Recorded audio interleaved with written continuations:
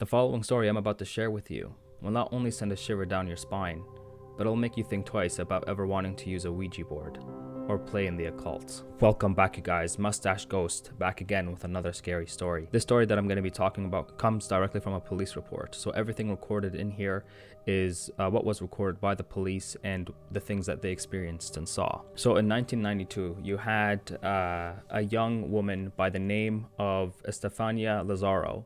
She was your average typical teenage girl.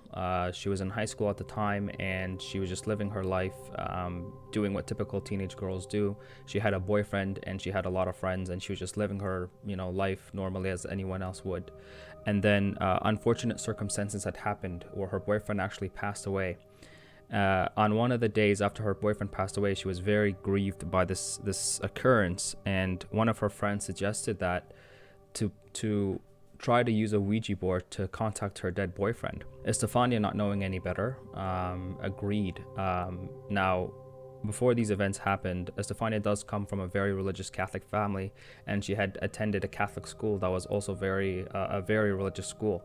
So while she was at school with her friends, one of her friends, after telling her to use a Ouija board, and Estefania had agreed, her friend bought the Ouija board to school so that they could do the seance there. So during one of the recesses, as they had a break from classes, Estefania and a group of friends met in one of the staircase hallways where not many people passed by because they didn't want to get caught.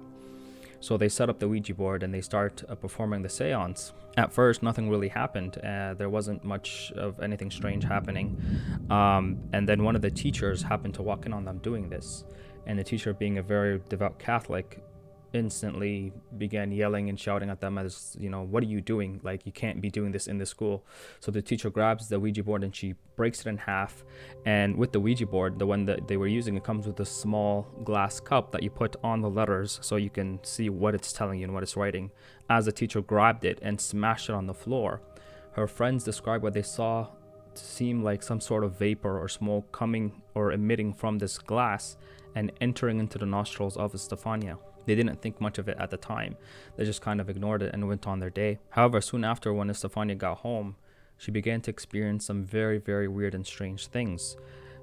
She became more and more depressed, and she found that for whatever reason, her motivation was gone. She not only became more depressed, but she felt that she was becoming more alienated from everybody else. At first, she thought that she was suffering from depression because her boyfriend died and these things had happened in her life, but they just kept getting worse and worse, and she felt like her mental health was being drained.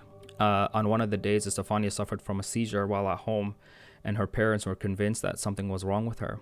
They didn't quite understand what was going on at the moment. They thought that maybe Estefania was epileptic or something, so they did take her to see a doctor. And the doctor did an MRI on her and scanned her, and he found that there was nothing wrong with her, so he sent her back home. Events after the doctor visit became worse and worse, where Estefania began hallucinating, or she thought she was hallucinating. She began to hear voices in her room of whispers and demonic voices happening from everyone in her room and from the closet. She also began to see what seemed like shadowy figures moving in and out of her room and just all over her house. She felt like she was going crazy. She didn't know what was going on, and her mental health began to really, really deteriorate. Her family never expected it to be anything paranormal. They just thought that she was suffering mentally, so they kept taking her to a physician, and every time they would do an MRI scan on her, they found that there was nothing wrong with her, so they would just send her back home. And it got so bad to the point where Estefania would actually end up passing away. One day they woke up and they went to her room, and Estefania was dead in her bedroom. And when an investigation was done as her cause of death, they found that she died of natural causes, where her heart just stopped. There was too much stress on it, and it just happened to stop. Now, her family members, in their grief, didn't know what was going on. They had no answer as to why their daughter died. However, a couple of months afterwards, they began to experience weird things happening in their house. They began to experience these strange phenomenon where one morning they would wake up and things that were placed in certain places of the house would be moved to completely different locations. You would had one time they would go in the kitchen and all the cupboards would be open. And as these items were being misplaced, they at first didn't really think much of it. So they just kind of, went on their day and they just put everything back the way it was. They didn't really take notice until it really ramped up, where the whole family began to hear voices coming from the walls of people whispering, of people arguing with each other. They didn't know where these voices were coming from. On one of the days when her father was doing simple cleaning around the house, he noticed this strange brown liquid oozing from certain places of their cabinets and walls. At first he thought that maybe there was a pipe inside the walls that had broken and it was oozing this brown stuff, and he kept trying to figure out where the source was coming from and he couldn't find anything. However, they ignored it once again and they just continued to move on, and it didn't really escalate until things began to fly at them from nowhere. While the whole family was at home, all of a sudden you had plates being picked up and floating on their own and trying to hit the family members. Shelves, clothes, whatever it may be, things were just flying at them randomly, and they said enough is enough. They called the police. They didn't know who else to call. As they were calling the police, and this is what is recorded in the police description, is as they called the police, they said, there are shadow people attacking us. At first, the police didn't take them seriously. They thought this was some sort of prank. But they decided to go investigate anyway, just in case there was some sort of home invasion, and they wanted to make sure that the people at home were safe. So as a crew of police went to investigate what was happening at that home, as they made their way to the house, they saw that the whole family was waiting outside the house, waiting for the cops to show. As one of the cops went to the dad to speak about what was happening, the dad just simply said, go inside and check yourself. There are things being thrown at us. There are just really weird, strange things happening, and we don't know how to make sense of this. So the cops make their way inside, and they look all over the house, and it's a mess. There's clothes everywhere, dishes everywhere. Their furniture has been flipped upside down. The whole house is in disarray. And the first instinct in this cop's mind is either they're being robbed or there's domestic violence and they don't want to mention it. So the cops continue to investigate, and there was 2 cops inside the house. One was standing beside a large cabinet door of one of those cabinets that slide out, and another cop was kind of watching him. And the cop that was watching the other cop noticed that the cabinet behind him was beginning to shake. And then out of nowhere, he yells at him, duck. As soon as he ducks, the cabinet comes flying out and barely misses the other cop, nearly hitting his head. So the cops, they're like, what the heck is going on here? This is really strange. And the cops also noticed this brown goo that just kind of spewing from everywhere.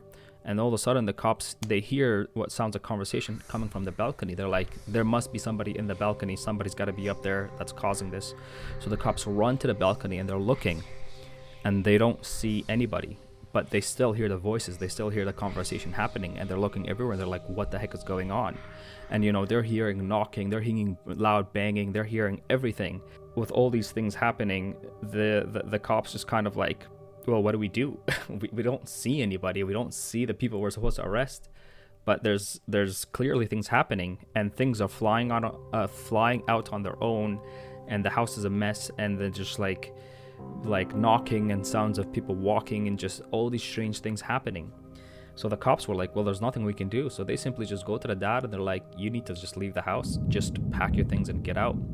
But before they do that, the family members had a picture of their daughter, the one that passed away, in the living room. And this was a large picture frame that was kind of hanging there. And it's very customary for people within the Mediterranean area. We Egyptians do this as well. Whenever somebody passes away, you have a picture of them, a large picture of them in your house, maybe with like a stripe of red or something to indicate that this person passed away. So they had this for their daughter. And when the cops first arrived there, that picture was in contact. There was nothing wrong with it. And they remember seeing this picture that it was completely fine. But as they're doing their investigations and they go back into the room where the picture is, they find that the picture frame holding this picture is completely untouched. But the picture of the daughter is completely burnt on its own. Something from the inside had burnt the picture of the daughter, but did not touch the picture frame. So that was kind of the last straw for the cops, and they just went to the dad and they're like, hey, listen, you need to just leave the house and just don't come back. And that very same night, the dad packed up his family, packed up whatever things they could, and they left the house and never returned. And after that, these instances had stopped. It didn't follow the family to wherever they were going. Now, all of this information was recorded in Spain in one of the Spanish police reports, and the cops themselves, being skeptical and didn't quite believe what was going on, recorded exactly what they saw, and what was recorded really did sound like a haunting, and they didn't know how to explain it. they just told the dad to leave.